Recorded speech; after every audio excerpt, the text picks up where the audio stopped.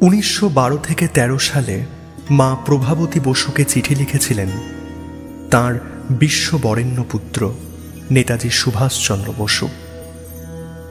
তার মধ্য থেকেই একখানি পত্র আজ রইল আপনাদের জন্য। শুনে জানাবেন কেমন লাগলো আজকের এপিসোড।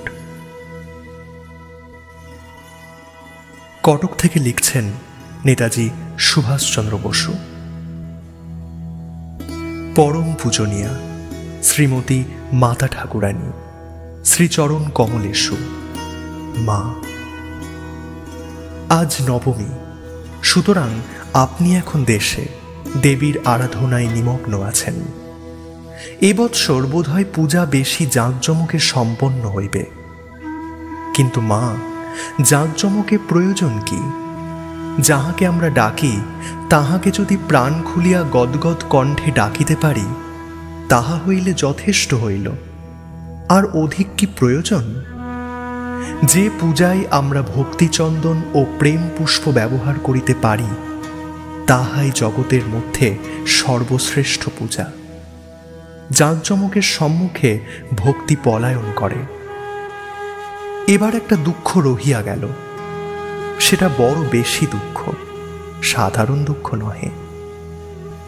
এবার দেশে যাইয়া সেই ত্রৈলোক্য পূজ্যা সর্বদুঃখ হারিণী মহিষাসুর মর্দিনী জগন্মাতা দুর্গা দেবীর সর্বাভরণ ভূষিতা নানা সাজসজ্জিতা দেদীপ্যমানা জ্যোতির্ময় মূর্তি দর্শন করিয়া নয়ন সার্থক করিতে পারিলাম না।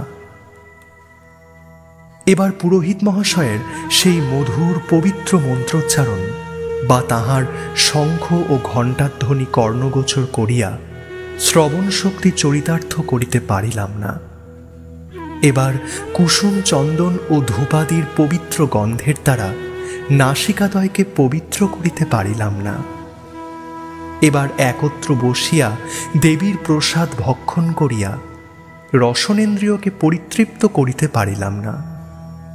এবার পুরোহিত প্রদত্ত কুসুম রাশির দ্বারা স্পর্শেন্দ্রিয়কে ধন্য করিতে পারিলাম না। এবং সর্বোপরি শান্তি জলের অভাবে শান্তি লাভ করিতে পারিলাম না। সবই নিষ্ফল হইল, পঞ্চেন্দ্রিয় নিষ্ফল হইল।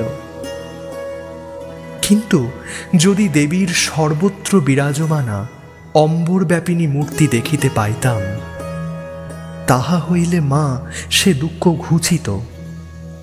কাষ্ঠ পুত্তলিকা দেখিবার ইচ্ছা হইত না।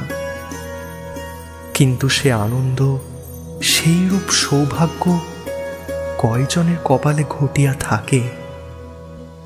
কাজে কাজেই আমার এই দুঃখ রহিয়া গেল। বিজয়া দশমীর দিন এখানে পড়িয়া থাকিব, কিন্তু মন আপনাদের নিকটেই থাকিবে। এরূপ পুণ্য দিবসে এত আনন্দ হইতে বঞ্চিত রহিলাম। আর উপায় নাই, কল্য রাত্রে আমরা এখান হইতে আপনাদিগকে প্রণাম করিব। আপনি ও বাবা সে প্রণাম গ্রহণ করিবেন ও গুরুজন দিগকে দিবেন।